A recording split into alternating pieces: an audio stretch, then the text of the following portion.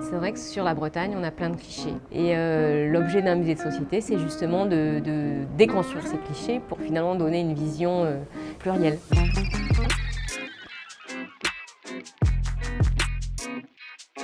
Dans les différents reportages qui ont été faits dans le cadre du projet Sortons des clichés, les photographes du bar Floréal se sont véritablement attachés à documenter le temps présent et à révéler la réalité du patrimoine culturel immatériel tel qu'il se présente aujourd'hui.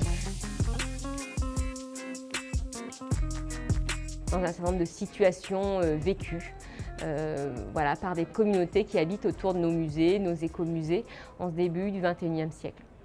Alors pour la Bretagne, par exemple, l'exemple qui a été pris, notamment, c'est la fête. Ce patrimoine, en fait, il s'exprime aujourd'hui dans les collections du musée par énormément de collections, mais finalement, la contemporanéité de ce phénomène, donc en tant que pratique vivante, on a voulu la conserver par la photographie, notamment par le regard artistique contemporain, pour donner aussi une matérialité à ce patrimoine culturel immatériel.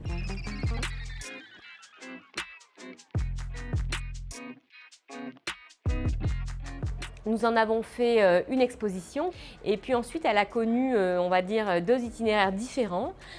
Une exposition virtuelle que vous pouvez toujours aujourd'hui trouver en ligne, qui s'intitule Sortons des clichés. Et puis une exposition itinérante qui circule plutôt sous forme de panneaux et qui est très utile notamment pour les plus petites structures de notre réseau qui n'ont pas toujours la possibilité de monter des expositions de grand format et surtout qui montrent finalement la réalité du patrimoine culturel immatériel dans un plus grand ensemble qu'on ne pourrait l'aborder dans une région, à savoir finalement la réalité géographique de la fédération, c'est-à-dire quasiment la France entière. Puisque finalement le patrimoine immatériel, quand il est vécu, quand il est pratiqué, il est toujours relié à du matériel. Et donc ça nous paraît illusoire de séparer les deux démarches.